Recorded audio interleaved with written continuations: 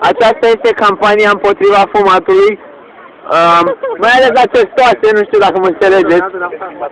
Testoasele vor și ele libertate, vor și ele drepturi, însă fumatul nu este o soluție. Și... Leo, ce ne facem cu speaking-ul? Ce ne facem cu speaking-ul? Nu mai speaking.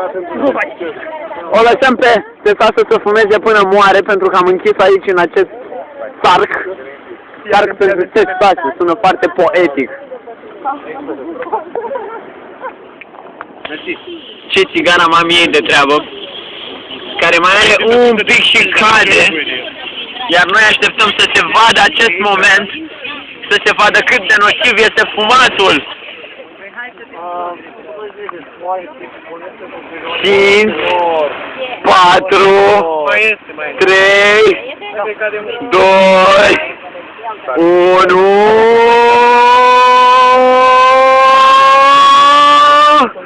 Bine, mai așteptăm. Aici va să maxim 2-3 minute, după aia va... Nu vine să cred câte minute de film consumăm pentru asta? Da, probabil că am consumat 2 minute până acum, dar sunt mândru de această campanie încât... Filmează pe cineva. Nu. Filmează Gata!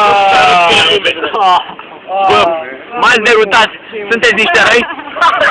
Nu s-a văzut cât de tragică această desprindere a fost. Iar acum această testoasă se stinge încet, încet, încet.